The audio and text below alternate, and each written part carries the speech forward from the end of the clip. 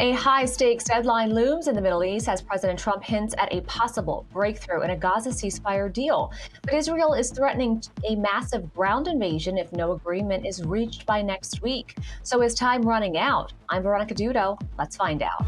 This is In America Today from the Ticker News Studios in New York City. As tensions in the Middle East are reaching a critical point, President Donald Trump has signaled that a new hostage deal and ceasefire proposal for Gaza could be announced soon. Meanwhile, Israeli officials have tied the success of these talks to President Trump's upcoming visit, warning that a full-scale ground invasion will begin if no agreement is reached. Israel's security cabinet has already approved a plan to reoccupy Gaza should a deal fall through. Speaking from the White House, the president hinted that intense negotiations are underway. Well, we're going to see what's happening. There's a lot of talk going on about Gaza right now. You know that, right? So you'll be knowing probably in the next 24 hours. For more, we're joined by Jonathan Tobin, the editor-in-chief of the Jewish News Syndicate. Welcome to the program. Great to be with you, Veronica. Thank you.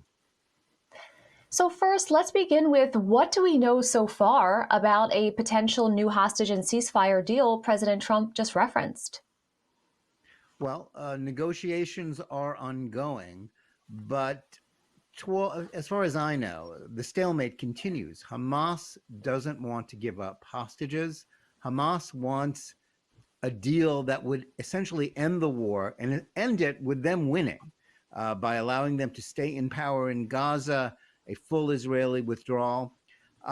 Israel will never agree to that, not under any circumstances. President Biden couldn't have persuaded Israel to agree to it, neither can President Trump, simply because that would take Israel back to where it was on October 7th, 2023. It will never allow Hamas to have that power to repeat, as it is repeatedly pledged to do, to repeat the atrocities of October 7th.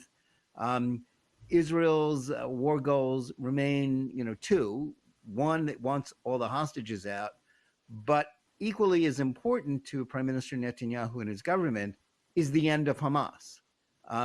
Those two goals may, as we've talked before, may be antithetical. It may be that you can't have both, but Israel will not allow Hamas to remain in power indefinitely. It will not withdraw completely from Gaza.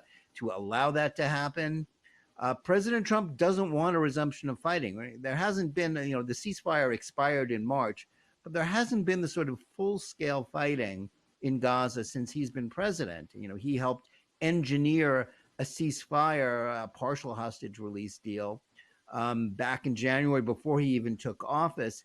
He would like there to be no shooting going on when he goes to the Middle East soon. But unless he can deliver a real concessions from Hamas, and there's no indication that Hamas wants to make any concessions, the fighting will resume in a way that it has not gone on since last year. And there's no real reason to believe that President Trump, unlike President Biden, will be interested in restraining Israel. And that's, the only hope for no fighting will be that Trump is telling the Palestinians, listen, if you don't give the Israelis what they want, they will go in. I will not stop them. I will not try to hamstring their efforts the way Biden did. It's not clear to me that Hamas is prepared to deal under any circumstances. Their bottom line is they have to remain in power. They will never disarm. They'll never give up all the hostages unless they are allowed to win the war. So that's where we are with that. It's a conundrum. It's a stalemate. But it's not a stalemate that will last because Israel will go into Gaza. All indications are they're done fooling around. They're done with restraint. They need to end this threat, and that's what they plan to do. Now you referenced President Trump's trip to the Middle East. How significant is his visit to the region in shaping the outcome of these negotiations? They're a factor. Simply because Trump doesn't want there to be any shooting going on while he's there. That will complicate his ability to be there. But it's not necessarily going to stop it because the factors that are going to determine whether the fighting resumes has to do with whether Hamas will give up the hostages and will make it clear that it will give up power. And again, they don't think that they have to do that. They still think they're winning, despite the terrible destruction and carnage that the war they started caused. And President Trump has tried to sort of have it both ways. He wants there to be no shooting, but he also has agreed to Israel's war goals. So in the end, it's likely that the trip will go forward, but it's just as likely that the shooting will start again soon anyway. Now, there have been a lot of humanitarian concerns about this whole situation. Is there a famine in Gaza? There's no indication from any objective source that there's a famine. Even the UN last year agreed that, and the UN, which is incredibly hostile to Israel, agreed that this is not true. There's plenty of food. There's been plenty of food in Gaza. The trouble is that Hamas steals most of it, reserves it for its forces, and sells it back to Palestinians at ruinous prices. That's why among the goals of the coming offensive that Israel is going to undertake, assuming that Hamas doesn't wave the white flag, is that they will take over the aid process. They're not, obviously the aid groups which are hostile to Israel, the international community hostile to Israel, they don't want Israel to do that. But the only way that aid will actually get to the Palestinians in need will be if Hamas is cut out of this. The international aid organizations, the United States has not been able to stop Hamas from doing that. Israel intends to do it. And that's probably, although the Palestinians won't like it, that's actually best for the people on the ground there, because Hamas is exploiting them, sacrificing their own people, as they have throughout this war. Israel needs to put an end to that. Why has Israel set a May 15th deadline, and what are the implications if that deadline is missed? Well, the deadline is clear because the stalemate can't go on indefinitely.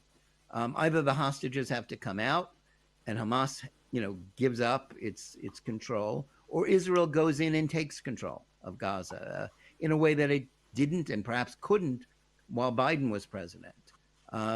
It's a conundrum. Israel is accused of occupying Gaza, but it's not really an occupation of Gaza right now. But it needs to be if Hamas is going to be finally eradicated. And that's a goal that President Trump shares. Again, the United States' objectives here can be as contradictory as the Israelis. Trump wants there to be peace. He wants at least there to be no shooting. He wants the hostages out. He wants Hamas out. You're not going to get Hamas out and have any hope of getting some of the hostages rescued without the shooting resumed, because Hamas has no interest in giving up power. They'll hold on to it as long as they can. They'll sacrifice as many Palestinians and kill as many Israelis as they need to in order to achieve that objective. And any Israeli government, whether it was led by Prime Minister Netanyahu or one of his rivals, will never agree to that. They can't agree to that because they can't live with the threat of another October 7th, of this barbaric enemy on their borders having the power to inflict harm on their citizens. No country, no rational country would go along with that, and Israel isn't going to either. With about a minute left, do we know anything further about the reoccupation plan that Israel's security cabinet approved? Well, we don't know all the details, but we do know Israel's called up a lot of reservists. It will be a full force. It will not be a partial effort. And there's also clear that they intend to, do it by dividing and conquering, dividing the north of Gaza from the south of Gaza, which will enable them to try to move as many of the civilians as possible out of the way of the fighting, something that Hamas doesn't want to happen. But it will not be a half-hearted, one hand tied behind their back kind of effort, as often happened during the course of the war in 2024, with Biden seeking to restrain the Israelis. I don't sense that Trump, if the fighting is going to happen, he wants the Israelis to go in full force and get it over with, and that's what they want to do too. Jonathan Tobin from the Jewish News Syndicate, thank you so much for your time today. Thank you. This is Ticker. We'll be right back.